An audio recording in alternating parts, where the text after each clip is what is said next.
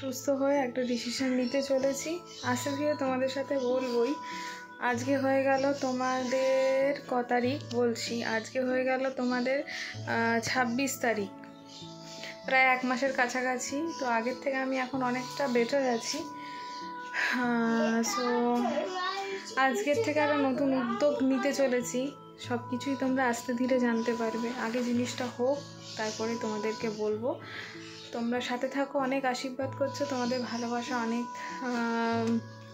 প্রাণ খুলে পাচ্ছি। তো যাই হোক, you are watching Asansol blogger Shrabani, আর আমি এখন রয়েছি কলকাতাতে। তো চলো, এখন কতটা কি শেয়ার করতে তোমাদের সাথে আমি মেবি পারবো না। আগে সব কিছু হতে থাকুক, আস্তে ধীরে সব কিছুই তোমাদের সাথে শেয়ার করবো। তো চলো, সঙ্গে থাকো। Good morning everyone.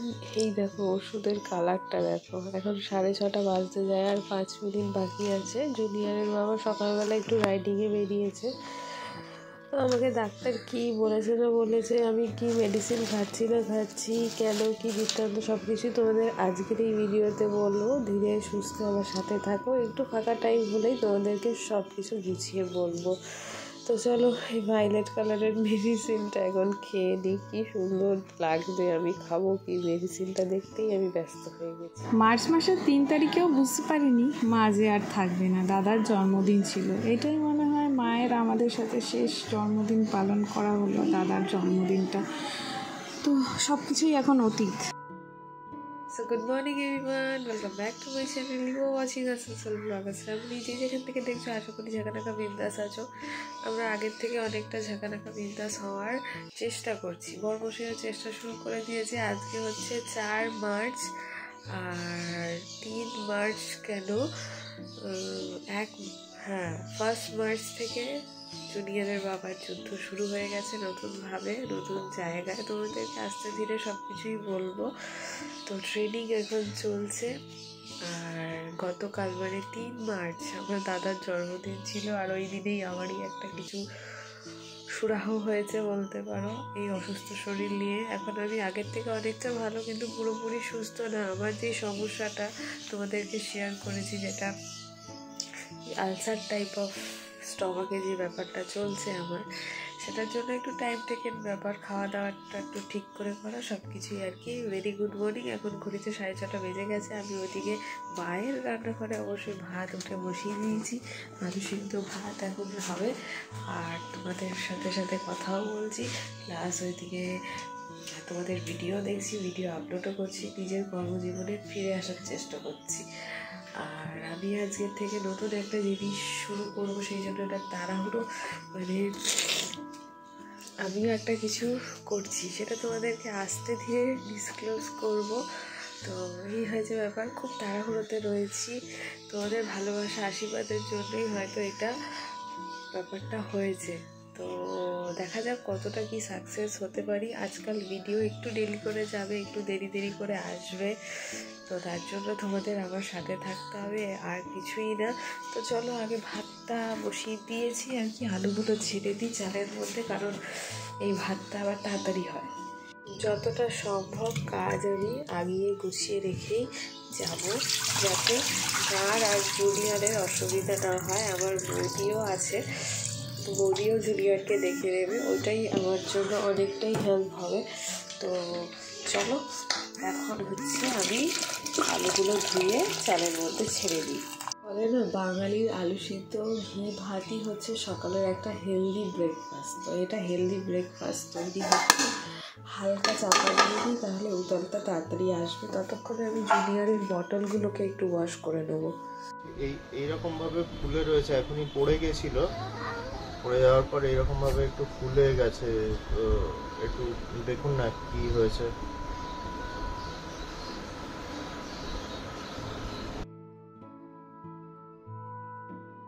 আর বাবলি ডার্লিংয়ের কাছে এখন সানু হচ্ছে, সানু করাচ্ছে। দিদুটার শরীরটা ঠিক নেই। যাও চলে যাও, ঢেকে যাও। এ বাবলি ডার্লিং আর দিদু স্নান করিয়ে দিয়েছে। না একটু পুতু দেখানো যাবে না। আর বলছি তো, মেডিক্লেমের জন্য আটকে রেখেছি। বুঝেছো? 12টার সময় নেবে, নিজের 1টার সময়। ওই জন্য মেডিক্লেম আছে না, দেখেছো? ওই জন্য পঙ্কা তো খুঁজে বেড়াচ্ছে তোমাকে। খুঁজে তো বেড়াবে।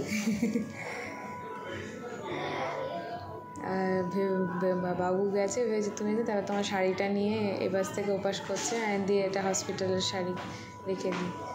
জামা কাপড় সকালে কাছে নিয়ে আমি তো উঠেছি আজকে দেরি করে, অফিসে যাবো না, বেকার তাড়াতাড়ি উঠে করবো কি রান্না বান্না। আর সখীকে আজকে সকালেই বলেছি মুছে যা, আবার বিকেলে সুপ্রিয়া মুছে দিয়ে গেছে, দুবারই মোছা হয়েছে। সুপ্রিয়ারে আসতে বলবি না, বেশি না। জল ফল খাচ্ছ? জল কি দেবো? জল এখন দেয়নি না, সারাদিন জল আসার পর সেটা বলোনি? বলেছি দেবে না, হয় টেস্ট হবে ওর জন্য। ও আচ্ছা আচ্ছা, এখন খেতে বলেছে জল? হ্যাঁ। এতদিন তোমাদের সাথে সেভাবে কিছু শেয়ার করিনি। মা শুধু জানতো মায়ের জন্ডিস হয়েছে, রিপোর্টে প্রথমে তাই এসেছিল, কিন্তু পরবর্তী রিপোর্টগুলো এতটাই বাজে যে বায়োপসিটা করাতেই হয়েছিল, কিছু করার ছিল না। আর বায়োপসি টেস্ট করার পর মা বাড়িতে এসে সত্যি খুব খুশি ছিল, কিন্তু আস্তে আস্তে মায়ের শরীর আরও খারাপ হয়। এইটা আমি ইচ্ছে করেই ভিডিওটা তুলে রেখেছিলাম, জানি এটা স্মৃতি হয়ে থাকবে, পরবর্তীকালে তোমাদের সাথে শেয়ার করব। মা খেতে একদমই পারতো না, কিন্তু জোর জোর করে বলতাম খাও, একটু ভিডিও করুন, কিন্তু দেওয়ার সাহস করতে পারতাম না। সত্যি যতটা যে তখন তোমাদের সঙ্গে বলতে পারবো না, এই জন্য আর কি। চিরকালই তোমাদের জুনিয়রের ঘুমটা খুব সেন্সিটিভ জায়গা, অনেকেই বুঝতে চায় না, কিন্তু এটাই সত্যি। মা ওকে চেষ্টা করছে ঘুম পাড়ানোর, কারণ আমি পারিনি। এখন জানো তো ভয়েস ওভার দিতে গিয়েও খুব কষ্ট লাগছে, কিন্তু এগুলো স্মৃতি করে আমি রাখতে চাই। আমার চ্যানেলটা জানি কোনোদিনও কিছু হবে কি না, কিন্তু আমি চাই মা আমার এইভাবেই থাকুক আমার সাথে। তো এগুলোই মনে করছি সম্পূর্ণ দায়িত্বটাই আমার। মা আমার সাথে আছে সবসময়, সেটাই মনে হচ্ছে আজকের দিনে আমার একাই। প্লেগ্রাউন্ড কে বললো এটা playground? Hippo? Oh very good, well done, well done. চলো বাড়ি চলো এবারে। Wow, this hard. It's hard. What is this? What is this? Papa, what is this?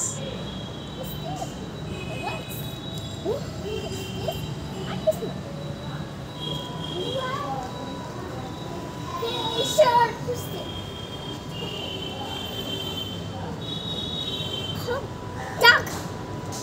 Duck. ও আস্তে চলো এবারে, চলো আমরা যাই। কক কক, ওইখানে না, ওইখানে না। দিদুর লাগছে তো পিঠে ব্যথা, দিদু পারছে না। Rabbit. কি র্যাবিট? Why is this? বাবা লেগে যাবে দিদুর। দেখো দেখো দেখো,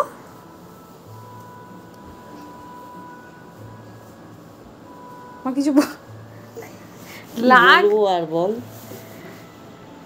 ব্যথা করছে তো বাবা, ওরম করে না। এদিকে আসো, আমার কাছে আসো। তুই খেয়ে নে, তুই খেয়ে নে। হ্যাঁ খাচ্ছি, তুমি ওঠো, খাবে তো মা একটু? আরে আমি খাবো ক্ষণে, তুই খা না। এখন ব্যথাটা কি একটু নরম হয়েছে? একটু নরম হয় না, আমি গ্যাসের ওষুধ খাবো একটা, তারপরে আমি খাবো, তুই খা। কথা বললে কথা শোন, আর ভালো লাগে না আমার আর। বাবা এদিকে আসো, এদিকে আসো বাবা।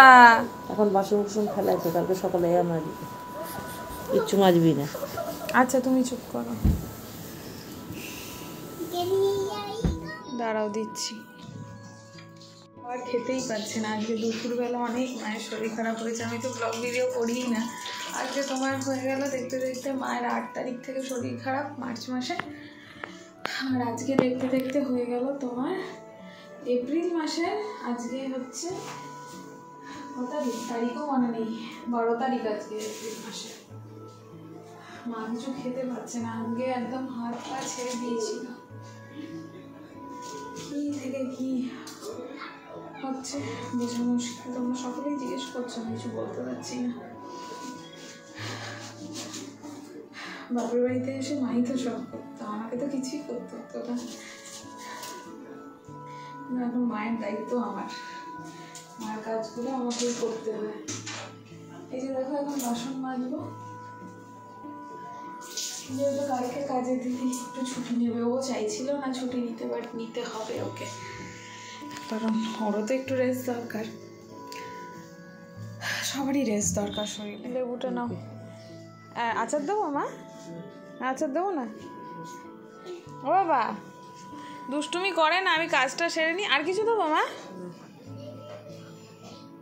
আজকে আমি যখন সকালবেলা অফিসের জন্য বেরোই, তখন আমি তার আগে মার জন্য চিলি চিকেন রান্না করে দিয়ে গেছিলাম, যাতে একটু খাই। খেতে পারিনি দুপুরবেলা, দাদাও বললো ভালো লাগছে, মন মেজাজ ভালো নেই। মায়ের জলের বোতলটা দেখ, ওইখানেই আছে বিছনার ওখানে। বিয়ের পরে আসার পরে এখানে মা একদিনও বলতো না, মানে বাসন মাজতে হবে, ওদের বাড়িতে তো এত করিস, এখানে কেন করবি?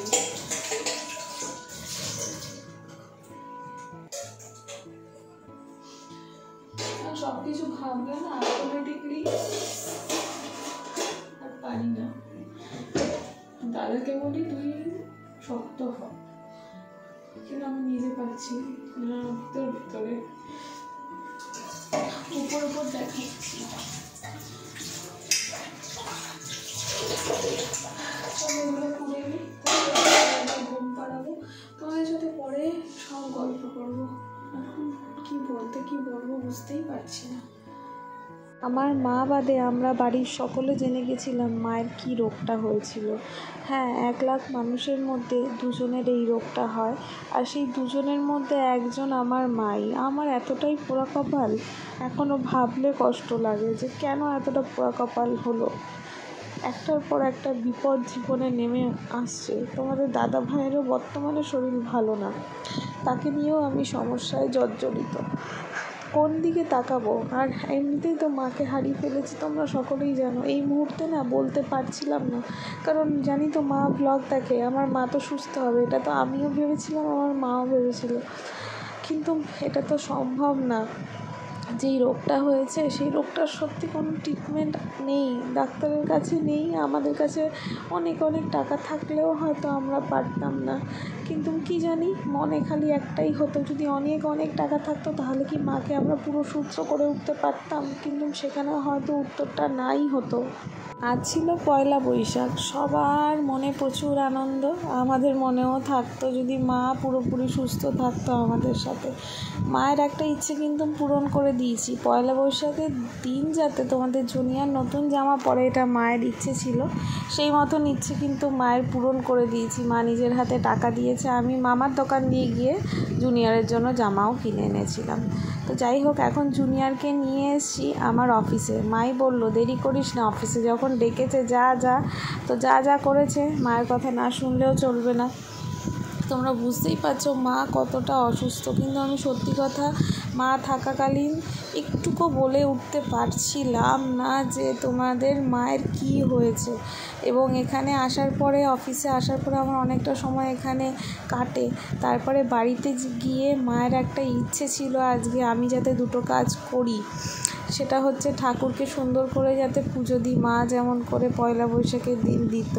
আগের দিন দাদা ড্রেসও নিয়ে এসেছিলো, নতুন পোশাক, যাতে মা একটু আনন্দ পায়। আমরা প্রতিটা মুহূর্তই চেয়েছিলাম মা যাতে আনন্দ পায়, মা যাতে ভালো থাকে, কষ্টটা যাতে মা না পায়, এটাই সব সময় চাইছিলাম। সেই মায়ের কথা মতন বাড়িতেও চলে এসেছি। আর এর আগে হচ্ছে তোমার মাটন রান্না করব, আমি যেইভাবে হালকা পাতলা করে করি মাকে সেইভাবেই রান্না করে দিতে হবে। মার ওটাই ইচ্ছে, জানি মা কতটা কি খেতে পারবে, খেতে পারছে না কিছুই, কিন্তু মনের যে ইচ্ছে সেটা তো পূরণ করতেই হবে। মানে মনে কি পাথর রেখে মায়ের সামনে যে নাটক করে যাচ্ছি বলতে পারবো না। হাওয়া করে কাঁদতে ইচ্ছা করতো মায়ের সামনে, কাঁদতে পারতাম না।